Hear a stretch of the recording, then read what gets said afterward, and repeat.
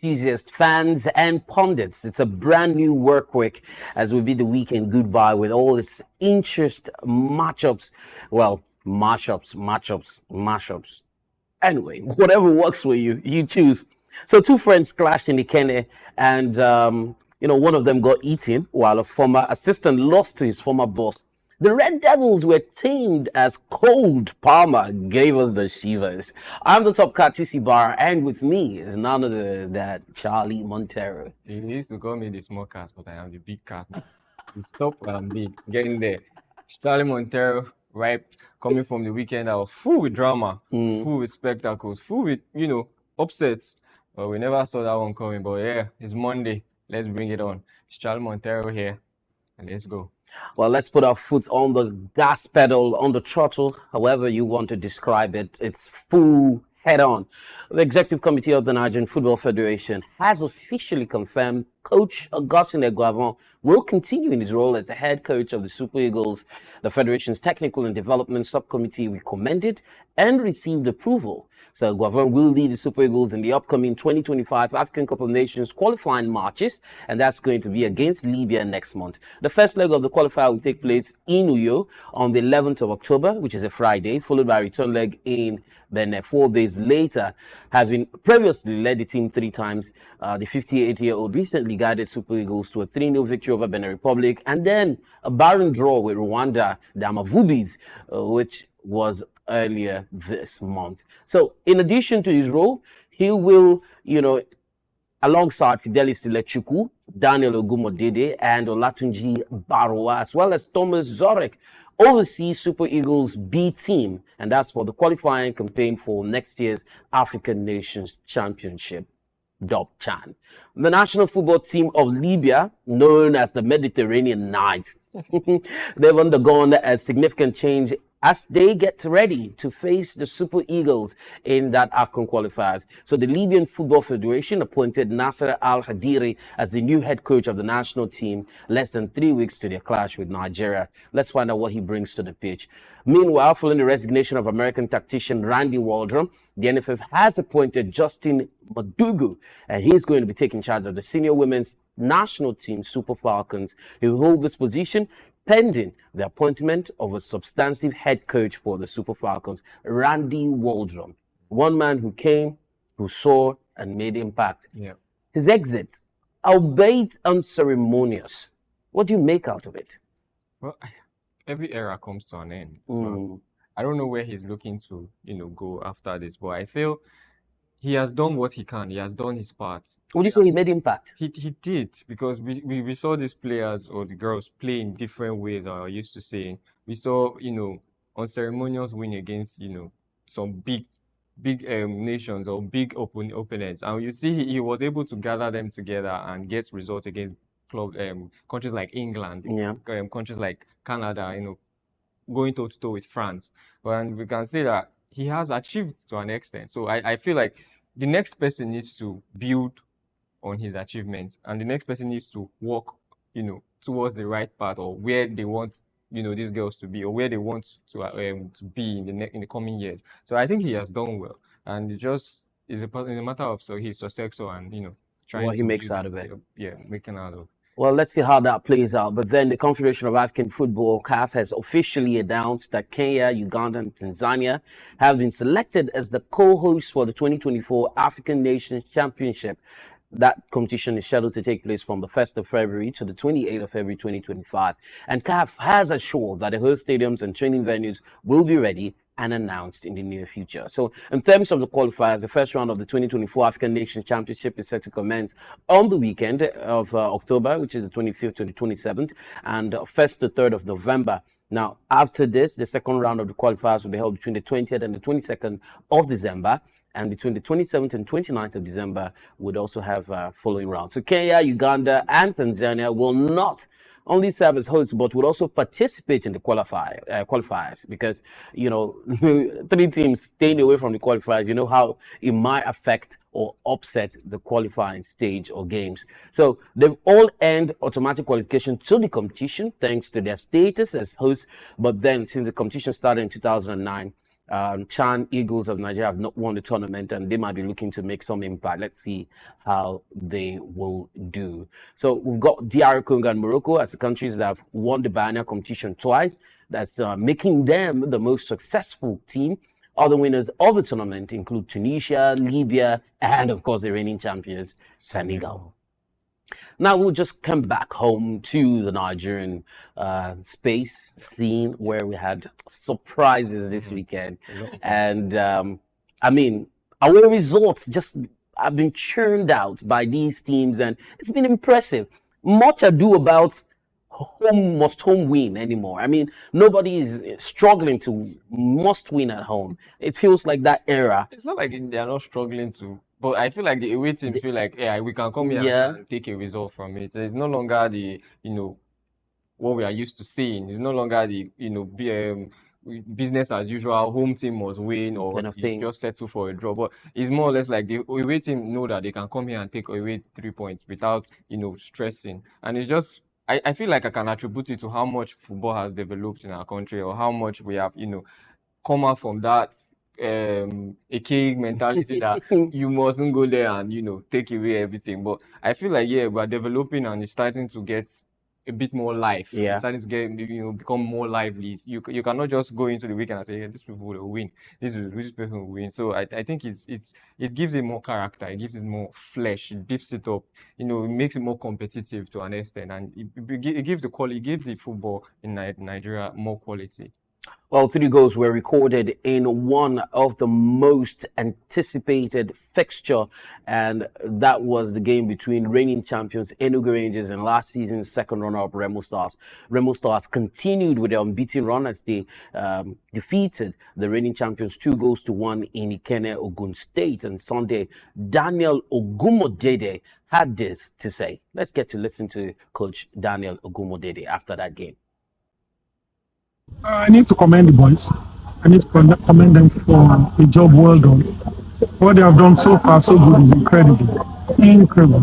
Very, very incredible. And I think the work's been commendable, because imagine if they have not done it well, I'll still need to talk about them. So this time, they are incredible. I call it lack of concentration, but this is football. It happens sometimes.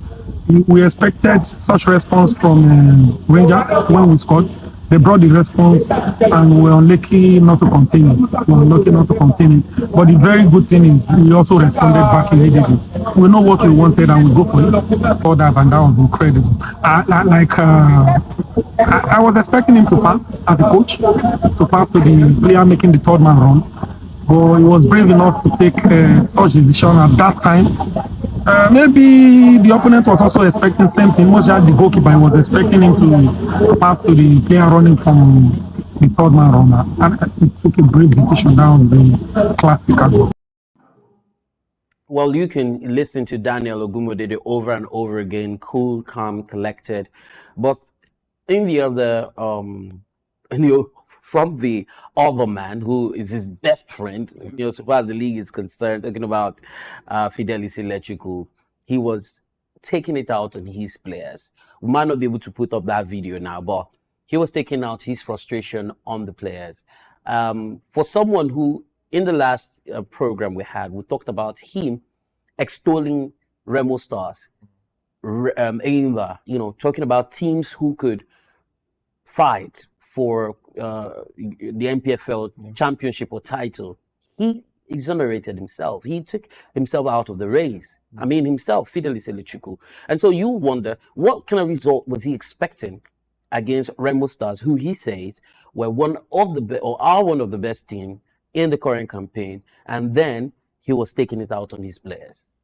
Is it like a situation of trying to make yourself look small, and spring up surprises? I mean, I just don't understand the psychological rationale. Well, it has to be a psychological thing, because we also see that in developed countries, especially in the much bigger leagues, with Pep Guardiola always praising his opponents and saying that they have the ability to kill off the game, or they have quality in such department and all that. But I feel like it's a mental thing, and maybe he must have praised the opponent to make them feel they are much worthy opponents, or they are worthy opponents to come against them. But then the players should have leveled up but they would have given them much of a fight, because look at the statement from the coach saying that the response, and these two coaches, they know each other. Yeah. They know. In the last game he played against Ikorodu, talking about Rangers, Gomodede came to watch the game. You see, so they know each other's tactics. They know how each other would play, how they will field, and when you're making a substitution, it's a tactical one, and how to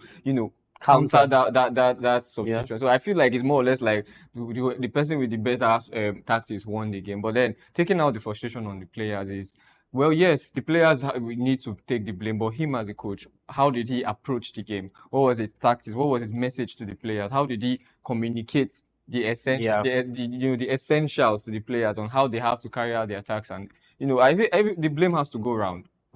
Everybody across board needs to take a blame. But then the game is the game, and the better team won. Also, Remo Stars, the boys from Kenya, had Flying Antelope for supper that Sunday evening. But one of the most stunning results of the match day was recorded at the Godswill Akpabio Stadium, where Sunshine Stars of Akure recorded a 2-1 away win over Aqua United.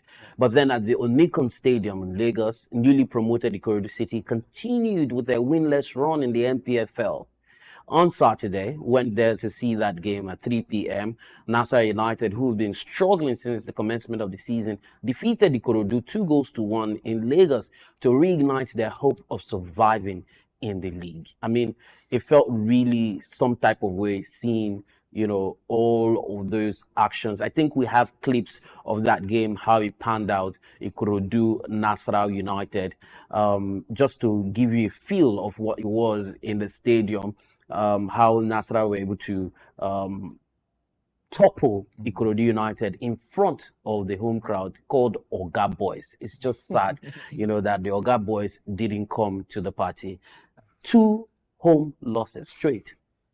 It's sad. It's sad, really, because I don't know how they would bounce from this, or how they would, get the positives from this. I know Nasarawa has also been they've been winless, rather, and Ikorodu should have fought more, but the fact that they are able to score goals is a positive for them. I feel like Nasarawa, use this as a way, to elevate themselves, to booster their confidence for the next one. I just feel like everybody's going to use Ikorodu as a push, or let's say as a stepping stone to boost their confidence or something. But I just feel like they can up their game. They are not lacking in goals. They are definitely scoring, but they should do more, especially up front, and they should convert their chances, because goals win matches, and if you don't score them, you can't defend them. So they should, try and win, take their chances, score these goals, and that's how you win matches. Well, I feel sad for Ikorodu fans who all troop out en masse to come see that game. We apologize. We're unable to bring you clips of that at the moment because of technical issues. But then, looking at after the game, the stadium, how people just stand around, after the game, and they're just there, helpless. Like, are we going to go home? I mean, this is getting worse. They looked agonizing watching people who had, paid money to come see this game. So, I mean, let's move away from that, just not to get emotional. Rivers United beat Enyimba 2-0, and the pride of Omar Abia was humbled the same as Uganda Kano Pillars by the same managing. But then Enugu, Rivers and Enyimba, let's concentrate just a little bit here. Rivers took out Enyimba, a former boss taking out an assistant. It was a battle of wits, a battle of tactics, a battle of mindset. It was mind-blowing. It was mind-blowing, really, but would we attribute the defeat to Enyimba as, coming from international football, playing, in continental football rather, and there's always the point of fatigue, traveling that far distance, and, how it impacts the games, how it impacts results. I wouldn't say they shouldn't have put up a fight, but let us also call it to the, brilliance and the excellence of the Rivers United, having the home advantage, coming outside, coming on the pitch and playing their football. I saw, highlights of the game. They really played Enyimba. Enyimba, they were all over the place, and Rivers United show that they wanted it and they grabbed it and they had it. All right, so I had a broadcast journalist, talk about Aimba and Rivers United, talking about euphoria, joy, and she had a few things to say about that game. I'm hoping that we could, get to listen to euphoria, joy on the show right now. Yeah, for the game between Rivers United and Aimba that was played at the Adoki Amismaka Stadium in Port Harcourt, it was a game of familiar faces and, of course, a game that had so much history to it. Ended 2-0 in favor of the home side, Rivers United, but that was a game that saw two coaches who were familiar with each other come up against each other in Port Harcourt, with Finidi George, who was coach of Aimba up till the later part of last season, and of course Yemi Olariwaju, who is the present coach of the side, and he was his assistant when he was at Aimba. So it was definitely a game of familiar faces. But that particular game saw Aimba still extend a particular streak, which is not really something they will want to think back and remember, which is that they've not scored in the NPFL in Port Harcourt. That's the fixture between themselves and Rivers United since 2018.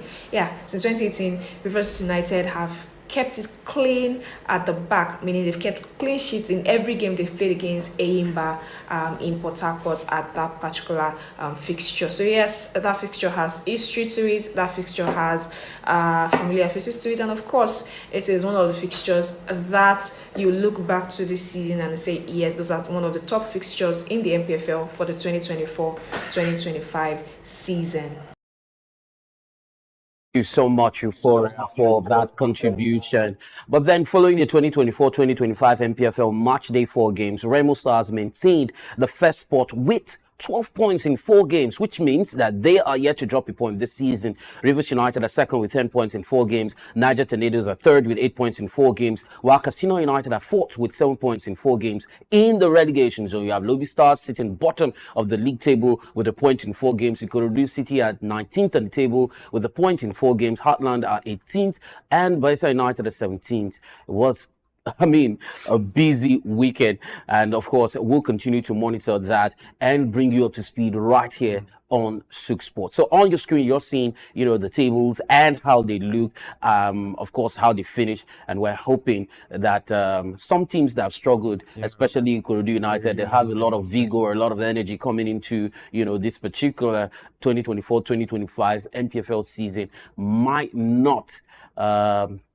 find it as hard as it feels like it's just difficult for them to survive all of the heat. Some persons have called for them to get experienced NPFL players, to come into the scheme of things to see what they can make out of it. I feel like that should have been their first result. Yes, you have secured promotion. You should get experience. People that are experienced in this league, we see it every time in in leagues across the world. Once a lower division team gets promoted, they seek experience from players that are almost like an outcast in their team. Come and use your experience, bring this group of players together, add experience, add young stars, and you get a fantastic team. I think the next windows that should be their primary goal. Bring in experience, people that can know when to calm the game, know when to push the attack, know when to just keep the game and control the pressure, and that should just be the solution to their problems at the moment. All right, there was jubilation and excitement as the American University in Cairo successfully defended their title at the FASU Lagos 2024 games. They amassed an impressive total of 82 medals. The University of Lagos and Lagos State University received bronze and silver trophies respectively. And of course, we are celebrating them. And then the torch has passed from Unilag to the American University in Cairo. So it was a great moment there watching that transition, in the video. Apologies, we're unable to also bring up the video of the highlights of that particular event, which we went out to cover. So we'll cross the oceans now, and of course to Europe, where the English Premier League was arrived with a lot of action, where Chelsea, ouch, I feel cold. Call me Palmer. Cold Palmer. Ice cold Palmer. Cold Palmer. He was the man of the game. He's been all over social media, scoring, the first player to score 4 goals in the first half of a Premier League game, as he led his side to a very resounding, emphatic victory. Brighton, Gragra, they started the game, brighter than their host, Chelsea at Stamford Bridge, got the match opener here, Jorginho. And in the 70th minute, after goalkeeper Robert Sanchez misplaced his pass, and then Cole Palmer, who was relatively quiet in the first 15 minutes of the counter, turned things around for Chelsea in the 21st minute as they slotted in the equalizer. The goal was the Englishman's first at Stamford Bridge this season, and afterwards, Jadon Sancho was knocked down the penalty box, winning a spot kick for the host, which Cole Palmer was so cool as he slotted and scored in the 28th minute to make it 2-1 for Chelsea. In the 31st minute, Cole Palmer scored a fantastic free kick. And he made it 3-1 as Brighton failed to coordinate their backline. And then 3 minutes later, Sanchez committed another mistake that led Brighton to get a goal back via the boots of Carlos Newman. Unfortunately for Brighton, their highline approach to the game cost him again in the 41st minute as Sancho passed the ball to Palmer, who slotted in his 4th goal of the match. An outstanding player. Standing player. And Oh, we call him Palmer. Ice Cold Palmer because he's really cool when it comes to the goals. When he scores, you'll be like, how?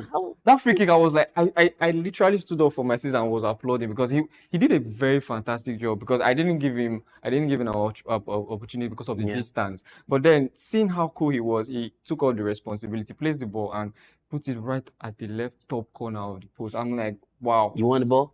That was so astonishing. The last time I saw such enthusiasm or such character, such coolness from a young player was the last time I watched Cristiano Ronaldo in the Manchester United shirt, and that was just so brilliant. A young Manchester United Cristiano Ronaldo player. That was what Cole Palmer reminded me of yesterday on Saturday because it was outstanding. It was so clean, taking the penalty. I mean, there's so much responsibility on the shoulders, and you just see the way he carries it. There's so much charisma, and without feeling any pressure. And you see him just do it so cool. I mean, it was a very good buy from Chelsea, and Wow. it's just sad to see that somehow Pep Guardiola let this talent slip off his fingers. We know Pep Guardiola is always used to. But I think different jerseys, different environment, mix or more, brings out the best or conceals. Yeah, but we saw glimpses. We saw little glimpses when he was at City, even though he didn't get the playing time as much as he would have loved. But we saw glimpses of the quality that he exudes, the kind of play that he brings. He changes the game. We saw it with the English team in the Euros, and you see how brilliant he is. When he comes on, he just takes his moment and he Clinical. it. Very clinical. Well, Arsenal were also clinical as they beat newly promoted Leicester City 4-2 at the Emirates. Everton beat Crystal Palace 2-1 at Goodison Park. Nottingham Forest lost by a lone goal to Fulham at City Ground. And Manchester United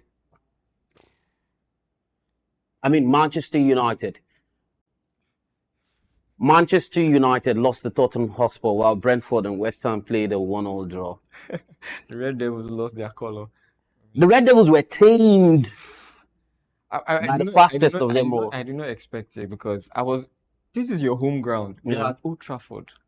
Theater of dreams turned to theater of nightmares all of a sudden. Like the first one, the second one, they couldn't contain this. And at a certain point, they gained control. They were starting to show glimpses of what they were capable of, but they were not clinical enough. I mean, I could remember some chances from Garnacho, but he couldn't bury the chances. And it's just sad looking at them. Their captain lost their captain in 28 minutes to a very cynical foul. Why would you raise your foot, exploding the stud? You know what the rules are. You're supposed to be the captain. You lead by example. Keep a cool head. Stand on your feet and go toe to toe with these guys. But it's just sad.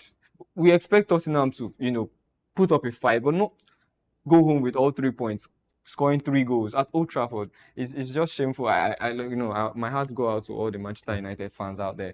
I mean, it's a tough one for them to take, but you need to just stand behind the manager, stand behind the team, and hope that they get the result. I mean, Chelsea suffered it last year, so it's time for you to go through your nightmare and hopefully they come out on top. Yeah. Well, let's take a look at the English Premier League table and, of course, the scores to see how, they looked after the weekend. We also do have all the games that will be played today across the major leagues in Europe. But then a look at the English Premier League table right now. Liverpool, Manchester City, Arsenal, Chelsea, Aston Villa, Fulham. Well, Liverpool, I'm not surprised. Manchester City, you would have expected that they turn the heat up. But then Arsenal are closing in really quick, really close. Chelsea, well, surprisingly, doing very well this season. And Aston Villa, But then, where is Manchester United? Finding it difficult to see them on the table, slumping there, on the table just after Brentford. Well, great stuff coming in from Tottenham Hotspur, and that moved them to, I think eighth position. Yep. Eighth position on the table, amassing 10 points after 6 matches have been played. So, I mean, in the run of play, we've seen them lose twice in the last 5 games.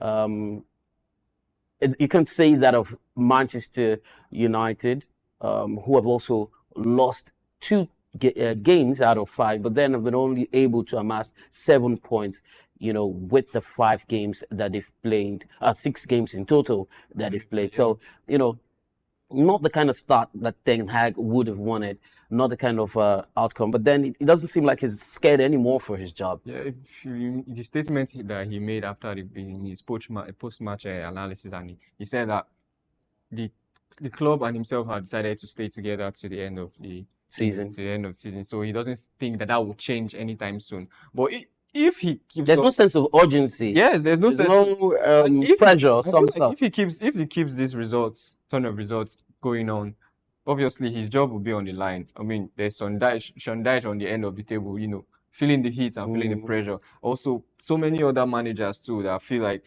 they would get the sack, but we'll still be looking as to who will get the sack first. But I think there's going to be a plethora of sacks. And once it starts, anyone who turns on the tap, there's just going to be an overflow. I think from game week 10, we'll start seeing the letters. Yeah. Some people say they've drafted the letters for the right time. Yeah. So I feel like Manchester United need to get their acts right. They need to get their acts together and bring the goods. Bring a good show. Yeah. All right, so let's move on to the La Liga, where Ante Budimir scored twice as Osasuna stunned Barcelona.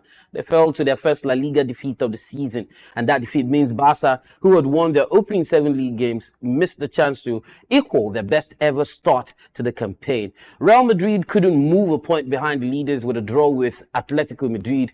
Angel Correa scored a dramatic stoppage time equalizer for Atletico against City rivals Real Madrid. That derby, it was halted for about 20 minutes midway through the second half. There was crowd issues. We saw Elder Militao score Real's opener in 64th minute, and then Thibaut Courtois complained to officials that home fans behind this goal were throwing objects onto the field. An announcement was made over the public address system inside Atletico Stadium, and after speaking to both managers, the referee asked the teams to return to their respective dressing rooms, and then we saw Atletico equalize. It was mind-blowing. It was crazy.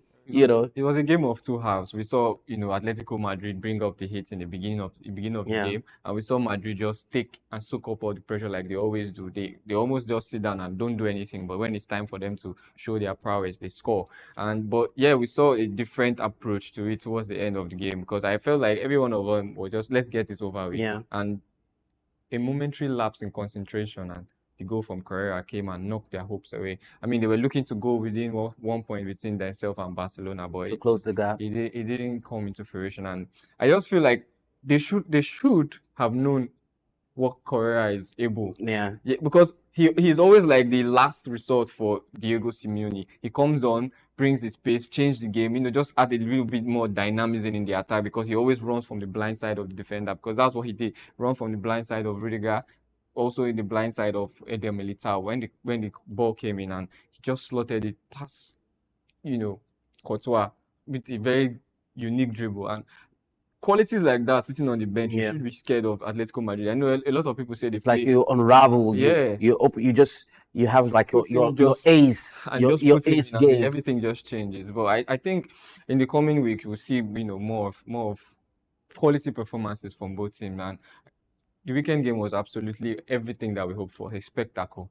Barca will turn their attention to Champions League, where they will host Young Boys on Tuesday, hoping to bounce back from the opening defeat against Monaco. But let's take our attention back to the screen, where the La Liga scores now. I'll bring to you some of the games. Real Betis were in action over the weekend. I mean, majorly all of the games were in action.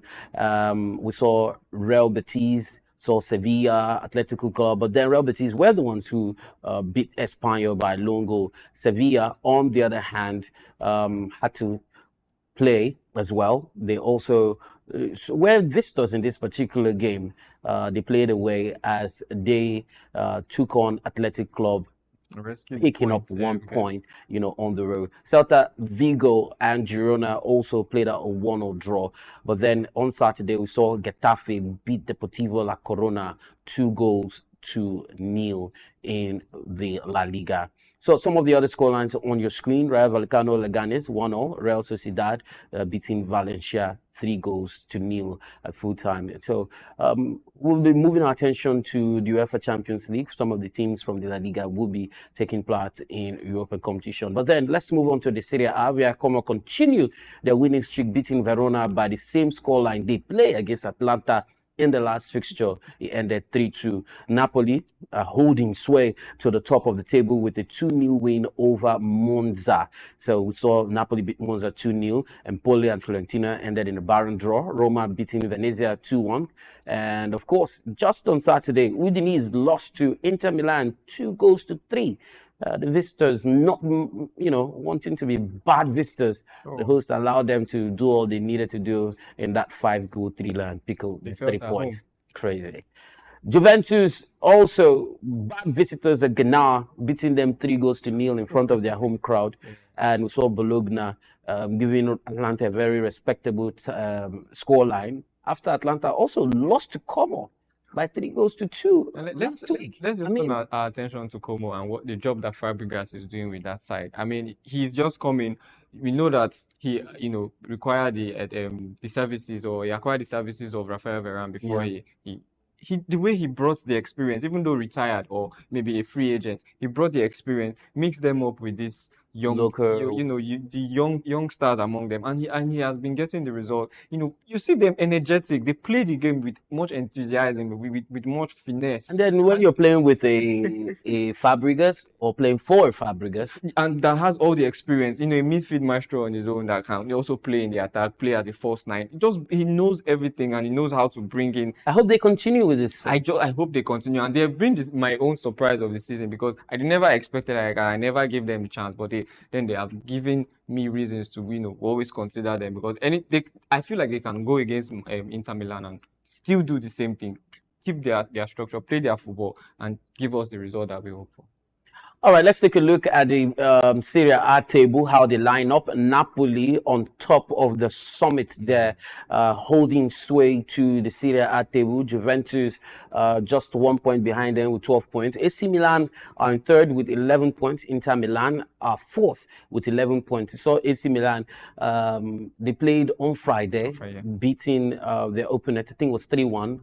I'm not very certain of the scoreline now, but I think 3-1. They were able to, get the desired results. And so if you take a look at AC Milan, they lost their last game. I beg your pardon. Okay.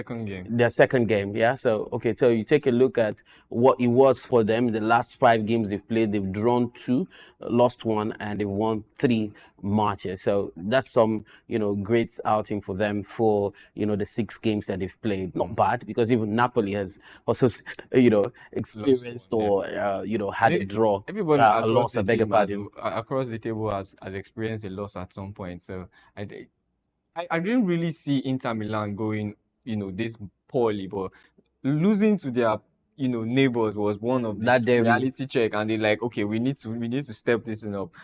I still pitch them to win the league again, despite what Napoli or Juventus are planning at the moment. But I feel like they would, as time goes on, get into their stride and really take it by the scruff of the neck. All right, let's move away from the Serie A to the Bundesliga, where Bayern Munich say the initial diagnosis on Harry Kane's ankle injury is positive. Well, he limped out of a 1-1 draw against Bayer Leverkusen on Saturday. The English captain, who is 31, was substituted in the 80th minute of the Bundesliga match at the Allianz Arena following a challenge by Leverkusen's Amin Adil. Bayer said Kane suffered a painful blow to the ankle, but that examinations by the medical department revealed developments which are positive. So Vincent Kompany's side will face Aston Villa in the Champions League on Wednesday, and We're hoping that Harry Kane gets back. But I don't know if he's going to be I available. don't think he'll be I don't match see fit he will be for the getting game. available, or he will be available for that game. Well, I hope they will be able to, get solution to it, and I wish him speedy recovery. It's really sad to see that he's one of the, top goal scorers in Champions League this season already. So He'll be sorely missed. Yeah, he'll be sorely missed. But regardless of the situation with Harry Kane, we know the prowess of Bayern Munich, and they have the ability to just slot in someone differently, and he would do the same job. So we know that team, and coming against, I wouldn't, disrespect the team they are going up against, but then we know what they are capable of. Yeah, but then someone who had experience in the English Premier League would have also been an added advantage. Yeah, against a Premier League side like Aston Villa, who struggled to come up with a draw or yesterday. So I feel like it will be more or less an even match. But I feel Bayern should come up on top. Let's take a look at the Bundesliga fixtures, the games that were played over the weekend, and the scores that came through. Of course, we've talked about Bayer Leverkusen and what they were able to do. Holstein Kiel lost to Eintracht Frankfurt 2-4. Hoffenheim lost 3-4 to Werder Bremen, completing the fixtures. But then on Saturday, we saw Borussia Mönchengladbach, who played to host to Union Berlin, required just a goal to win them. Freiburg hosted St. Pauli, and they felt at home as they defeated Freiburg 3-0. Mainz 05 were losers to Heidenheim by 2 goals. RB Leipzig beat Augsburg 4-0. Wolfsburg and Stuttgart played out a draw in a 4-goal thriller, sharing the goals 2 apiece. And of course, we talked about Bayern Munich and Bayer Leverkusen, who ended in a 1-0 draw.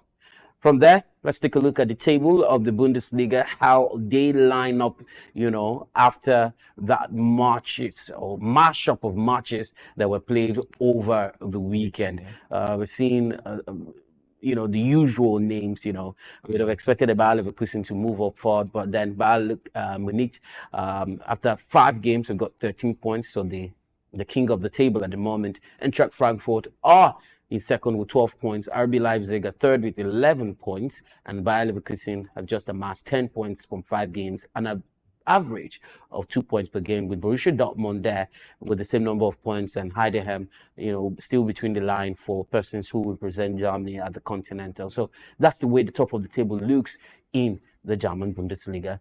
I mean, do you see any changes? Do you think, Eintracht Frankfurt might pull a surprise? I feel the surprise will be Stuttgart, fighting their way back into the top 4 or top 5, as you may think, because they really possess an attacking flair that I've not seen in quite a while. They know how to go at teams, regardless of the situation around it, whether big or small. Saw them against Real Madrid. They really almost, took it to them and got the result. But we know what they can do.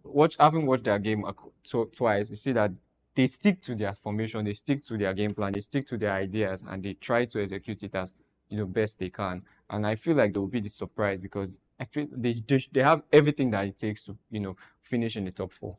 From Germany, we get on a train, and this time we're headed for Paris, where Paris Saint-Germain and Monaco have the same number of points after 6 games played. The league leaders beat Rennes 3-1 on Friday, while Monaco, who was second place as a result of goal difference, defeated visiting Montpellier 2-1. Here is how the fixtures, turned out in terms of scorelines, and we'll take a look at the table as well in the French Ligue. So, like I mentioned, PSG started up on Friday with the opening, and so they've held sway to the table. Taking a look at the French Ligue 1 table, you see that they're completely having a hold there.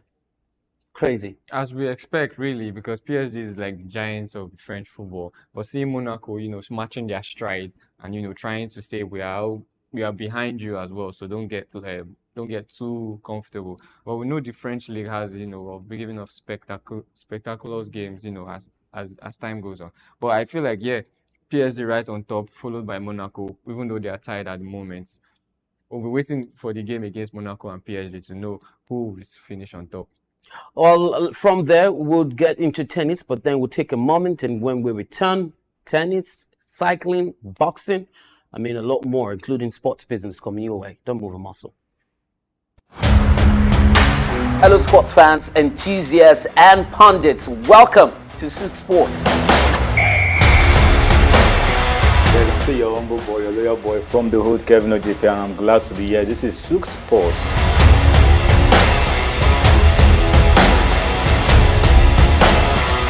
To do the business, the money that makes the wheel go round. Barcelona and Napoli. Napoli is out, and Barcelona has qualified for the quarterfinals of Champions.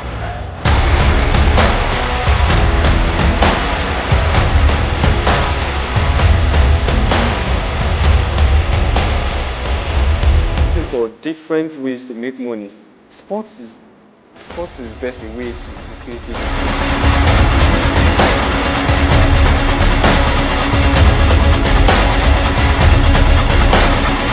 Now, the next 45 minutes are going to be very exhilarating.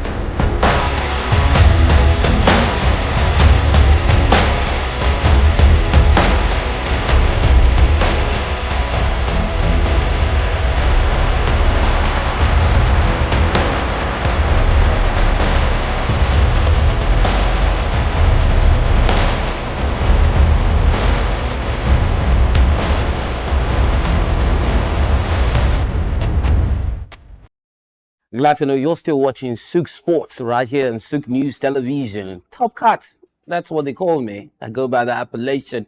And yes, you can put your hands and say appreciation. TC Vara alongside Charlie Montero. Let's get back to tennis. It's a ping-pong affair right here as Alexander Zverev may have risen to number 2 in the ATP rankings, but there's no doubt that the new big two in the men's games are still Sinner and Carlos Alcaraz. So the duo who shared the Grand Slam titles between them this year have cemented their status as the players to beat, and they could meet on 2 occasions over the next few weeks. But then world number 3, Carlos Alcaraz, will face Russia's Karen Khachanov in the quarterfinals of the China Open. Spinner's Alcaraz beat Dutchman Talon Griekspoor 6-1, 6-2 in the last 16 in Beijing. Draper is out of the Japan Open after retiring from his quarterfinal. The 23-year-old lost the first set 7-5 and thrilled 2-1 in the second against Francis Hugo Humbert in Tokyo. World number 20, Draper took a medical timeout early in the second set to receive treatment on his abdominal area, tried to continue before resting, but then Humbert will play Czech Republic Thomas Marchak on Monday. That's today for a place in the final. Denmark Holger Rune will face Frenchman Arthur Fields in the other semi-final after overcoming Kei Nishikori 3-6, 6-2, 7-5. In the female tennis news making the rounds, Katie Butler is out of the China Open after suffering a straight set defeat by Coco Gauff yesterday, Sunday. The British number 1 was beaten 7-5, 6-2 by the world number 6, who progresses to the 4th round in Beijing. Gauff will face Japan's Naomi Osaka or compatriot Katie Volinets for a place in the quarterfinals as she aims to reach her 2nd final of the year after defending her Auckland Classic title in January.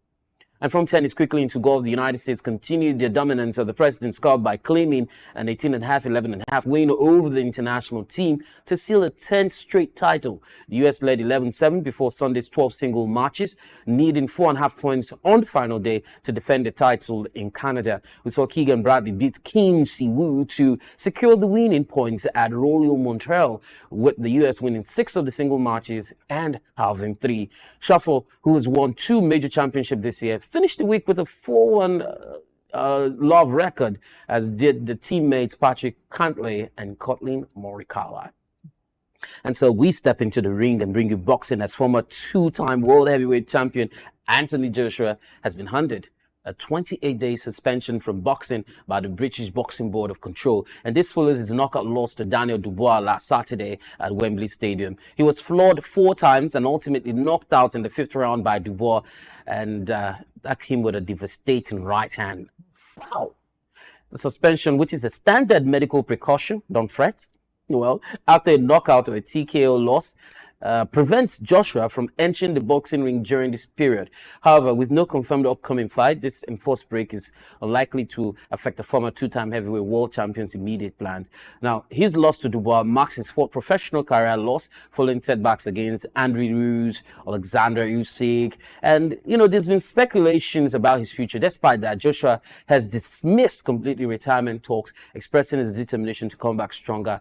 And there's a possibility, he hinted at that he might invoke a rematch clause to face Dubois if you were his manager, as Frank Warren, the promoter of Dubois, mentioned that Dubois could fight again in February, do you think, it would be nice for Joshua to go, back in the ring with Dubois? Yeah, yes, it's to just clear his doubters and also boost his, confidence. We all know what he's capable of. We all know how good of a fighter he is. But I feel like this is just a setback and he can bounce from it. But Dubois is fearless. You see his right hand. He packs a lot of punch in it. Yeah. I fear for Joshua because he floored him 4 times and knocked him out. So I'm curious to see how he's going to bounce back from that. So yes, for what is what, the money aspect as well. Everybody wants to see it. Everybody wants to see them. He picked a lot of money from that. Yeah, he did, but health-wise, Millions. I feel like he should. It will help his, PR as well. So all kudos to them. I mean, do this if you can. Well, Joshua could also wait for the outcome of the Tyson Fury versus Alexander Usyk bout, which is scheduled for December, but then we'll keep you up to speed right here on the show. So we move into cycling. Slovenia's Tadej Pogačar produced a stunning solo ride in the mountains of Switzerland to claim his first world road race title. And then he has gone on to become the only third man to win cycling's triple crown. Yes, here comes the king. Well, the Tour de France, the Giro d'Italia, and the world title came to one man, Tadej, all in the same year. The 26-year-old caught his rivals napping with 100 kilometers of the 273.9 kilometers route in Zurich remaining, and then he left Belgium's Olympic champion Remco Evenepoel and reigning world champion Mathieu van der Poel of Netherlands behind in the peloton. He saw him quickly bridge a gap to a breakaway group before hitting the front on his own with 50 kilometers to go and maintained his advantage in the closing kilometers, leaving the field to fight for the minor medals. Congratulations to him.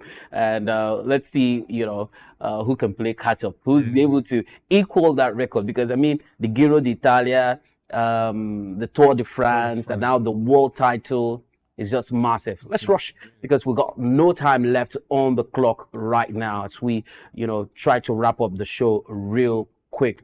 And so it's important that I let you know that some players have been monitored, They've got their eyes on teams. I wonder what Chooks is doing behind the camera. It's shocking to see him. If we're going to buy, are you buying? No. No, we don't want him. Anyway, Manchester City are considering a room if they're going to make space for Real Sociedad Spain midfielder Martin Zubimendi, and that is in the January transfer window. Also making the round is Liverpool's 31-year-old Brazil goalkeeper Alisson Becker, who's been linked with a lucrative move to Saudi Arabia. That feels like a destination, not a tourist destination, by the way. And Newcastle could challenge Inter Milan and Juve for the signing of Lille's Canada forward Jonathan David, who is only 24. Now, the news making the rounds are Liverpool are one of the several Premier League clubs monitoring the situation of Sevilla Spanish winger Juanlu Sanchez. And Manchester City have been told they will have to pay at least £70 million to sign Italy midfielder Nico Barella.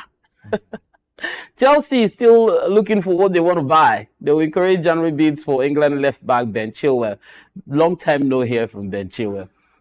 Injuries have his role to play, but Yeah. we see that he's trying to bounce back. I just hope that his next destination is a platform for him to move forward. Liverpool are unconcerned by the new claims. Egypt forward Mohamed Salah, who is 32, has already agreed to join a Saudi Arabian club when his contract expires next summer. Let's see how that plays out. You think he's going to stay or not? I think he's going to stay. There's still a lot of things for him to achieve here in Europe, but regardless of that, age is also not on his side, but the money aspect too can take him, sway his focus and take him all the way to Saudi Arabia. So, but let's see how it goes. We know the January transfer window is around the corner, and a lot of clubs will be looking to get Mo Salah because that's his wing or where he plays is very vital. Yeah, very vital for him. Well, the loss of Sadio Mane cost Liverpool a lot, and of course, they've not been able to get that stability. But take a look at the table.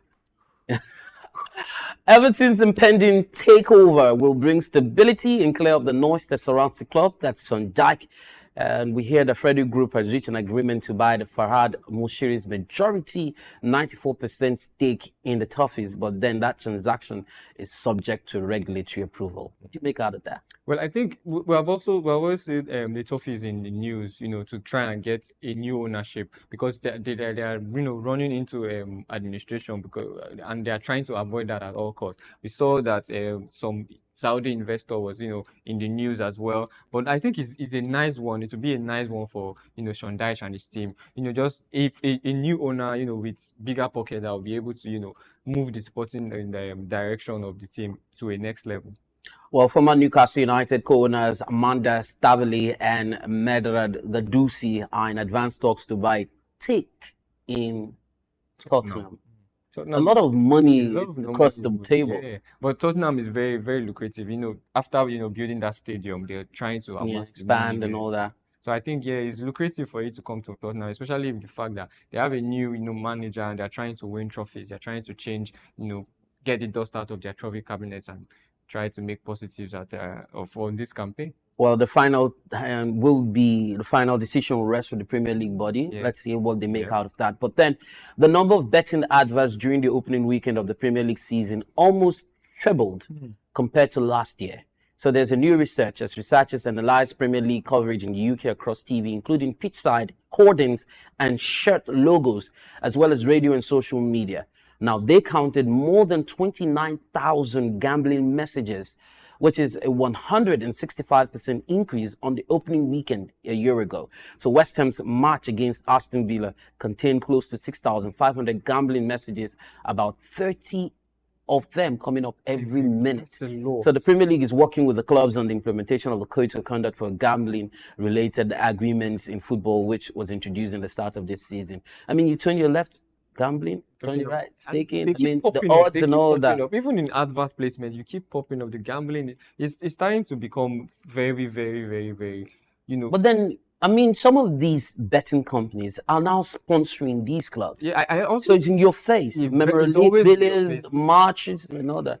I think the Premier League have also, banned the display or the outright sale of, shared branding for betting companies because they are trying to more or less curtail these messages, especially, endorsing the younger generation, trying to preach and trying to discourage betting as in any way they could or any way they can. So I feel like, they should, in a way, try to endorse this, or try to curtail the messages, but people have to make money. Well, we're here to make money, and I can't blame anybody who is out there. Blame the clubs, really. These endorsements are lucrative, and it's very, very, important to the running of the club, and it's important, or it plays a role in the league as well. Well, that's the much we can take on the show today. And of course, it's all about the money. They say money makes the world go round, but you need to be careful. For the love of money, it could just be, the roots of all evil. So I encourage you, hustle hard, ensure that you're making money the right way, you know what I'm saying? So that at least when you sit and you want to enjoy, you fight you to the last. Yeah. Thank you so much for watching. And of course, follow us on our social media platform. I've been here with Charlie Montero. Yep. I'm the Top Cat TC Bar. Many thanks to everyone who has ensured that you could receive us crisp, loud and clear. Until we come your way again, keep watching SOUQ News Television. Got great programs lined up for you. Bye for now.